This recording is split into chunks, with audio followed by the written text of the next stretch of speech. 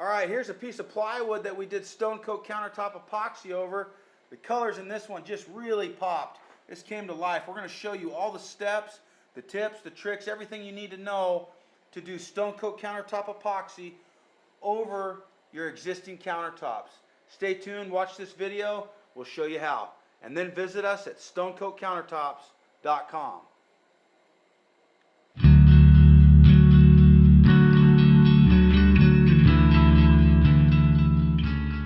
Okay, what we're going to do today is we're going to show you all the necessary steps to do stone coat countertop epoxy over plywood. Whenever I make a sample to show that we're going over an existing substrate, I like to mask off one corner of that substrate. So we'll just use a little bit of masking paper and just show that we could turn everyday ordinary plywood into something really, really cool. Okay, what I like to do on plywood, I'm going to show you. I'm going to bring this up to the camera. You can see that this plywood has little voids. All plywood has little voids and stuff like that through it, and we have to cover that. MDF, that's why we use MDF on a lot of our substrate. MDF doesn't have these voids, but plywood does. So we're going to cover that with Bondo, and I'll actually show you the product here. This all-purpose Bondo is what we do our front edges in, and we use the Bondo hardener. Okay, so we're going to take this Bondo, we're going to mix it up so that we can seal this front edge. But before that you choose your edge of what you're going to do on your plywood, you got to think about some things. Do you want a round over decorative edge? Do you want a router bit and run that through? Or do you want a square edge? Or do you want a chiseled edge? All of them, if you're going to do a round over edge, you would just get a router bit, put a router bit in your router, and you could just buzz that profile right into the plywood, and then apply your Bondo. And then you're going to smooth all those voids out and stuff with the Bondo. In this case, we're going to do a chiseled edge, so none of this really matters because we're going to add a rock face edge to this plywood, which is actually the easiest edge to do on plywood that's in place in your house, because you don't have to router into the corners and stuff like that. Your router doesn't have to go all the way back where it's getting hit by the wall and stuff. This edge is actually really easy and really fun to do. We're going to show you how to do it. So you just take some of this Bondo. We're going to pull a little bit of it out right here on our substrate. You don't need much for this small little sample, but when you're doing your whole kitchen, just do sections at a time, because this stuff likes to, it doesn't have a lot of working time. It goes off pretty quick. So you got to move fast. So just do as much as you can handle at a time. This sample is small, so it's going to be really easy to do without the material setting off too fast. You just use the hardener cream that comes with the all-purpose Bondo. Just put a little bit of that right there in the Bondo. And you can buy this all right there at Home Depot for this filler. And I'm going to take the spatula that I like to use with the Bondo, and I'm just going to mix that. We're just going to mix that together. You want to mix it really well and fold the material over itself so that all of it gets some of that hardener mixed in with it. And with this product, the ratio is not critical. You just want to make sure all that Bondo gets some hardener in there. Just because we've done it so much, we can eyeball the amount of hardener, but follow the directions on the can. Okay, I'm just folding that over itself. I'm going to bring this sample up front here so I can show you what I'm doing. So I'm just going to take some of this material and I'm just going to start applying it and pushing it into the pores of this plywood. So you can see how I'm doing that. Just working it in there. Get some more of that. Okay, now all I got to do is just pull out some little peaks here. I'll just pull out a few peaks. Okay, now another thing that you can do is you could come up here on that front and just kind of clean your spatula off, and it puts some neat highs and lows so you can't tell where the plywood starts and stops. And then you could do the same thing here at the bottom just to clean up some of those drips. And now I can let that dry and come back and sand. I don't like this little ridge here, so I can just take my spatula and just pull that a little bit, pull it there a little bit. Okay, get some mountains sticking out that we're going to sand down later. Some voids and stuff, and man, it's hard to stop playing with it. Just let it be and come back and we'll sand it and it'll look like a, I'm going to actually do this a little bit. Yeah, there we go. There we go. That's going to look cool. That's going to look cool. You like it, highs and lows are good, in and out movement, because that's what rock looks like when you snap it and chisel it. So let's let that dry and we'll come back and show you what it's going to look like after it's dry, and we'll sand it. I'll scrape off all my excess here off the plywood. If I had knots and stuff in the plywood, you can just take some of this Bondo and fill those now. Would be a good time to fix any damage that's in the top of the plywood from screws or nails or anything like that. Okay, here's our piece of plywood that we did that natural Bondo edge on, and the Bondo still looks kind of funky because we haven't done the next step on it, but it's all dry and it's ready to be sanded. It's been about 30 minutes. We'll come back and sand it just like this, but we got some highs and lows, and I'm just gonna, now if I rub my hand on this, this is real sharp and kind of rough. We're gonna take the sander and sand that down so that it's nice and smooth to our hands, but it still has some interesting organic look to it. So let's get started. Okay, here we go.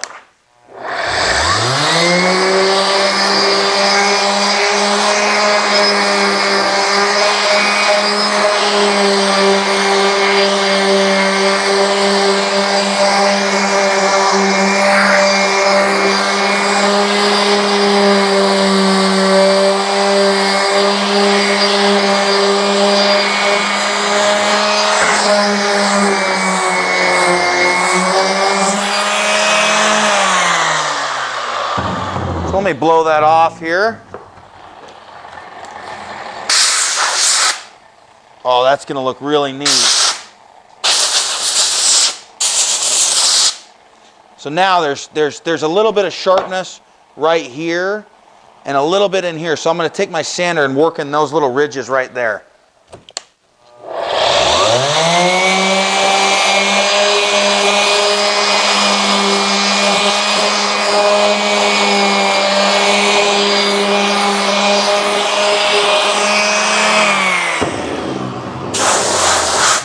Oh, much better. There we go. So that is just a really neat example of how easy that edge is to do and how natural that starts to look. And that feels really cool already. So now we're ready for the next step. We're going to get this back up here on our blocks and I'll show you what we're going to do. So now that our edge is complete, we're going to do our paint and primer in one right on the surface of this plywood and on the front edge of our countertop. We just use a paint and primer in one right there from Home Depot. And usually on raw plywood, we'll do 2 coats. So I'm just going to quickly roll it out and roll it on that front edge. When you're doing that front edge, you really want to push it in that edge so you don't have voids and stuff like that. But I'll come double check that when I could see there on the front. Because this is going to be a sample that I carry around, I'm just going to roll these edges just so they got a nice coat on them.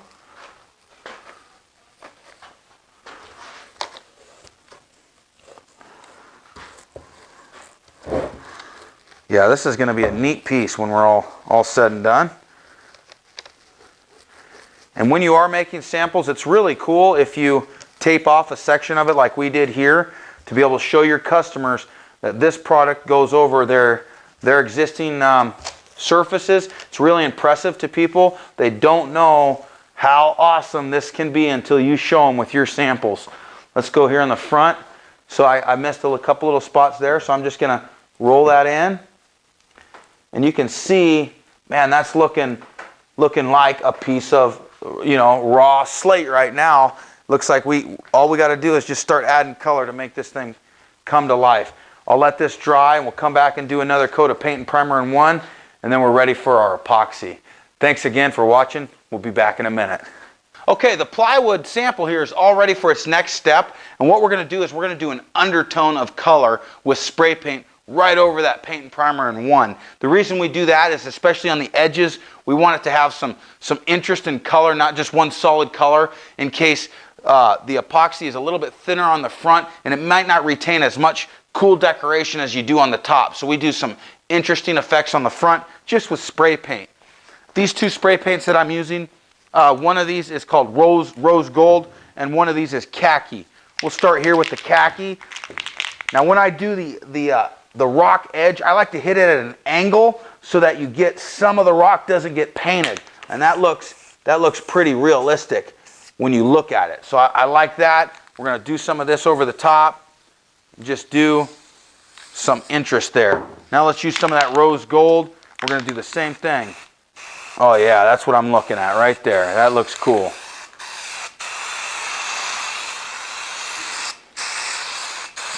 And that's all we need right there. We'll let that dry and we'll come back and we'll do our next step. Okay, we got an old piece of plywood here that we put chiseled edge on, and now we're ready for the epoxy coat. This is a fun part. All we're going to do, we've got some material pre-mixed here. We're going to get that out on the surface, and then we're going to add some really neat color effects to this. This is the coat that's the most fun because you're adding color and design and all that stuff. This is what you've really been waiting for. So we'll get that material out. We're going to mix that up even more with our trowel. Just get it mixed up on that surface and just get an even coat with your 1/8 by 1/8 square notch trowel. Just get it moved on that surface.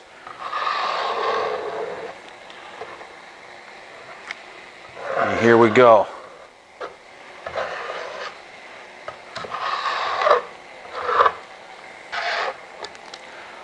Just cover the whole thing, and then we'll come back and we're going to chop this. The reason that we chop it is to hide our trowel marks. Quickly chop that.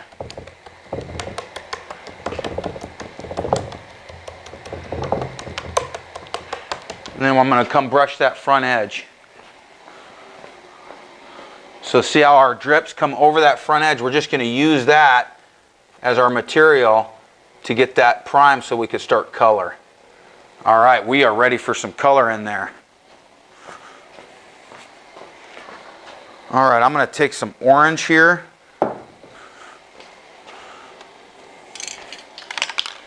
I'm going to spray my brush with some orange.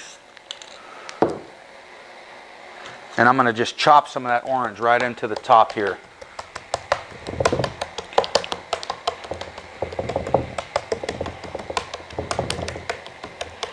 Okay, get some of that over the front.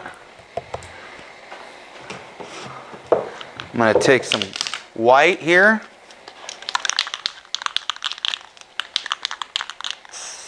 Chop some of that in there.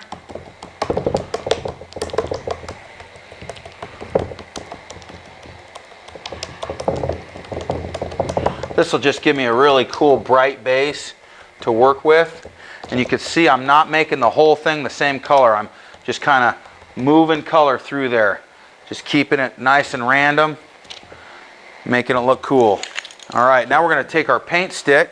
Let me grab a paint stick here.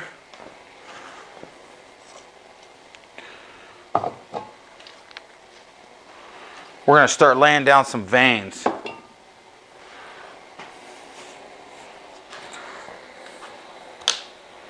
All right, here is some Black Knight Metallic. We'll start a vein with this. I'm just going to drag that right through that right there. We're going to make a pretty wide vein. We'll just keep adding color to it.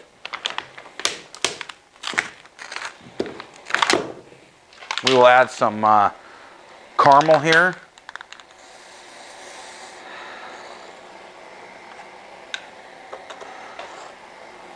Okay. Let's add another metallic color. This is brass. Nope, that one's out here. We're going to add some regular black here.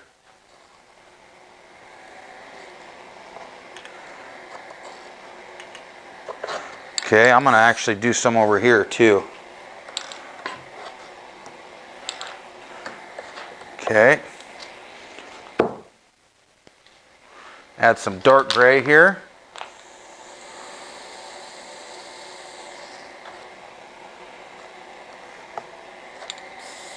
And I really like to add color on color. Just keep the colors coming in. It looks more natural and real.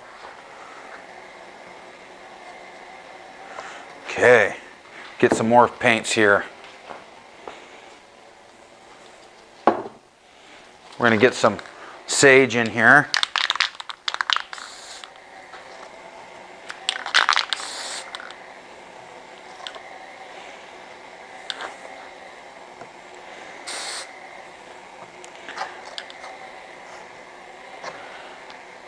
Now I'm just fading this out a little bit.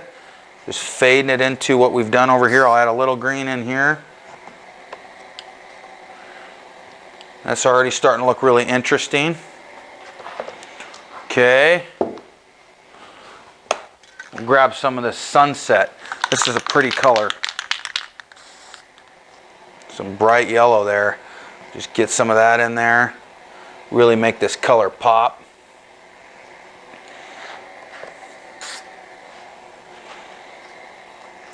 Keep that kind of right there. Okay, I'm going to get some more white, mix with that sunset.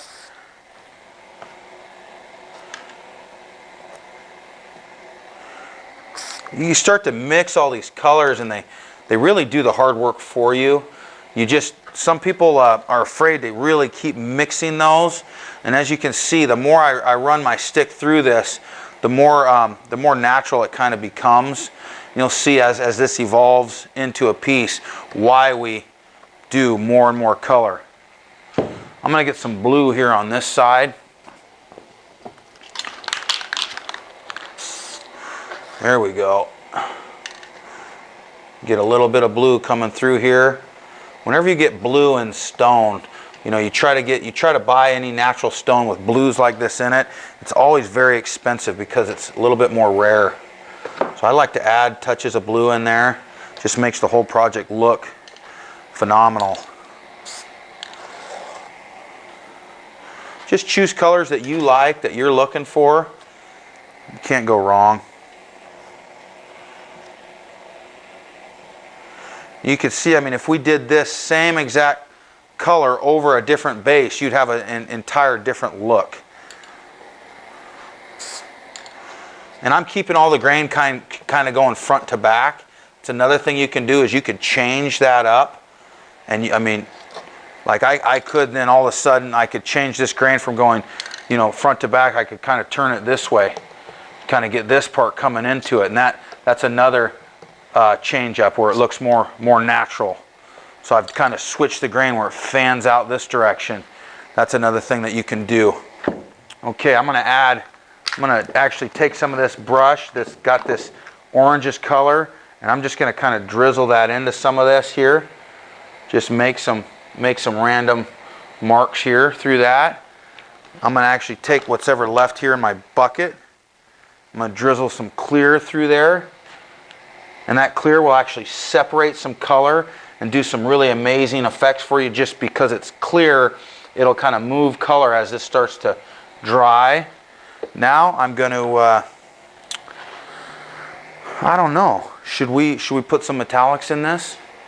All right, let's put some ocean blue in there. Yeah, I think what I'll do first, because I like the way that this works, when I put a dark color or any spray paint and you lay it on top and then you hit it with the metallic or with the alcohol and the metallic, it'll fracture it, make it look really cool. So I'm just going to fog some black up here. Now watch what this metallic will do as soon as I hit that black. See how it kind of fractures it, makes it look more like stone? I think that's really neat. I like that. See this look that you get here. And that'll continue to move. It's not going to stay just like that, but it gives you a really neat look.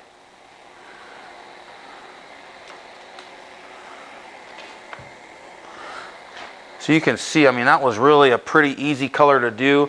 I added a whole bunch of spray paint, and then I fractured that.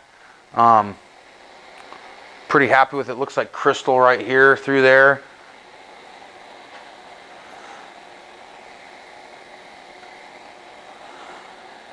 Just kind of stand back and look at your piece. See if you want to add anything or take anything away. I think this is really unique like this. I think I might just leave it. I think it's really pretty. You would never know that this is a piece of plywood. I need to come look at the front of that and see if I need to change that up.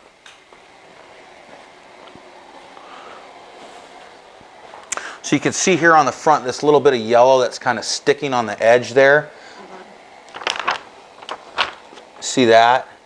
So I'm just going to rub my finger there to fix that. This blue, I want to bring some of this blue down. So I'll just kind of paint that edge with my finger. And the rest of that, I really like how that color is coming over the edge. I think that looks really neat.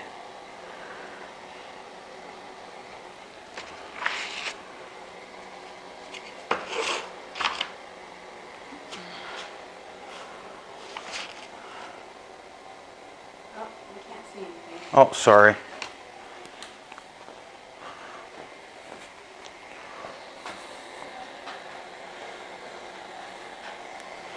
All right, well, I'm going to torch this. We're going to call it good. I'm going to move this color around a little bit when I torch it. Move this vein.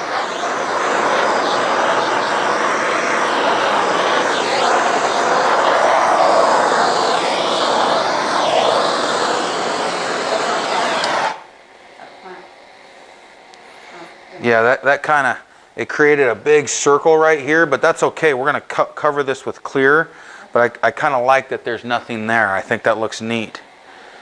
I think this looks really cool. It's a neat piece. All right. We'll come back tomorrow. We'll let this dry overnight, and then we'll come back tomorrow and we'll do a clear coat over the top. If you want to mask off part of it to show what it used to be, that this is over plywood, you can't leave this tape on overnight.